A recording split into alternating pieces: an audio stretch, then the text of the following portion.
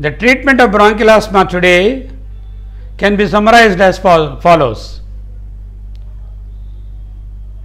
We are very fortunate that we can completely control the symptoms of asthma and make the patient as normal as possible with all their routine activities of life.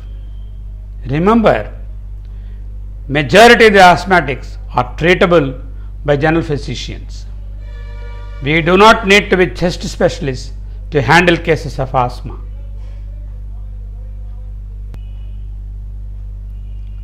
As we have seen in the very beginning about the pathogenesis of asthma, it is a dual problem. There is a problem of airway inflammation. There is a problem of bronchoconstriction. Bronchial inflammation. Bronchial inflammation is perpetual, recurring, periodic, episodic, seasonal. An undercurrent of inflammation of the bronchial tree or the mucosa of the bronchi is always going in the asthmatic patient. When the extraneous triggers, when the extraneous precipitating factors act on this underlying inflammation, then of course exacerbations and acute attacks come and bronchospasm results. That results in acute asthmatic attack. So bronchial inflammation, which is perpetual, there is an underlying allergic inflammation of the respiratory epithelium of the lining the bronchial tree with associated edema of the epithelium. Inflammatory mediators, leukotrienes, lots of leukokines are released and perpetually, and these perpetuate the inflammation and edema. This edema excites bronchospasm. Bronchial hyperreactivity is triggered by the extraneous and intrinsic factors that we have already seen. So the combination of allergic inflammation and edema, inflammatory mediators, excitation of bronchospasm, hyperreactivity of the airways due to triggers, all these result in smooth muscle constriction of the bronchi and bronchioles, which we clinically see as bronchospasm. Remember, the fundamental primary defect is the airway inflammation. The secondary clinically visible defect is the bronchospasm. This so requires two different types of medicines, the ones which control the inflammation, the ones which relieve the spasm. So the ones which relieve the spasm are called the relievers, the ones which prevent the inflammatory changes progressing and perpetuating are called the preventers or controllers. So today we have two medicines, relievers and controllers. Controllers control the bronchial inflammation and airway hyperresponsiveness. Relievers relieve the bronchospasm. Let us see more about them. I have listed here some of the common terminology that is used as far as the treatment armamentarium of bronchial asthma is concerned. ICS is inhaled corticosteroids, IBD inhaled bronchodilators, SABA SABA short acting beta agonist, LABA long acting beta agonist, LTA leukotriene antagonist, OCS oral corticosteroids, SR stands for sustained release preparations, ACH blockers, ACHB acetylcholine blockers. So these are some of the abbreviations that we use in the subsequent slides and in the international literature. We have seen that there are two types of medications, the relievers and the controllers. Relievers are required to relieve the spasm, to relieve the acute attack, to give immediate relief to the patient when he has got acute symptoms of bronchoconstriction and airway inflammation. Usually bronchodilator drugs in the inhaled route serve this purpose. They are the rescue medications. They rescue the patient from acute symptomatology. They are quick relief medications. They give relief quickly for the symptoms to the patient. They are used during the acute attack. Their actions last for 4 to 6 hours. So need to be given frequently, at least 6th hourly or 8th hourly. And remember, these spasm relievers or relieving medications are not for regular use at all.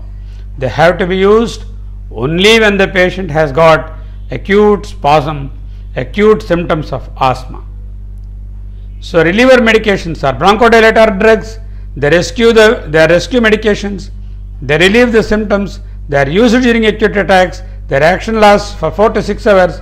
Need to be given frequently during the day, and they are not for regular use at all. One should not ask the patient to continue the reliever medications perpetually on a long-term basis. So what are these relieving medications, also called the relievers?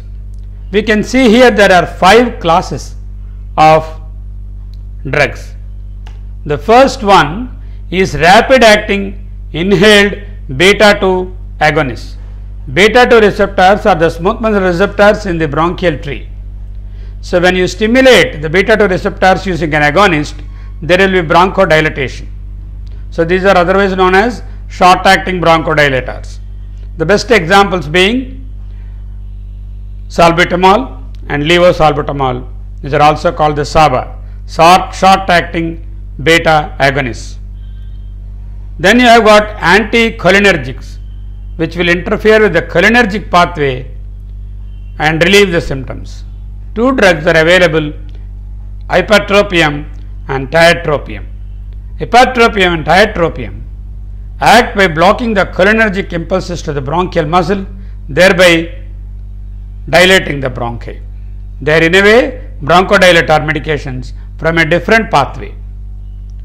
Then you have got the short acting orally given beta 2 agonists. The same drugs salbutamol and levosalbutamol or terbutaline, they are given here orally instead of by inhalation route. This is not the best route to give. Inhalation route is the most preferred, but sometimes you may use or you may need to use short acting beta 2 agonists orally also. Of course, we have got systemic glucocorticoids administered either orally or intramuscularly or intravenously. Should not be used as a routine. They are drugs to be used and reserved for conditions of severe nature like status asthmaticus. Of course, we have got another group of preparations called the theophylline group, which we commonly call as deriphyllin. This theophylline group, we have got newer congeners also, the doxyphylline, the ciprofilin, and these are all oral drugs or parenterally sometimes. But parenteral theophylline are contraindicated.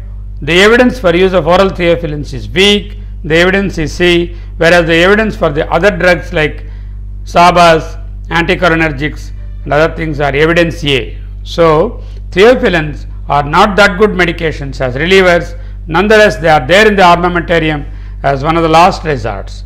So the commonest drugs that we can use as relievers are SABA, short acting beta 2 agonists, or anticholinergics, maybe oral SABAs. So these are the reliever medications. We have seen about the reliever medications. Now we will see the controllers. The controller medications in earlier days are called preventers. These prevent future asthmatic attacks. They reduce the allergic inflammation.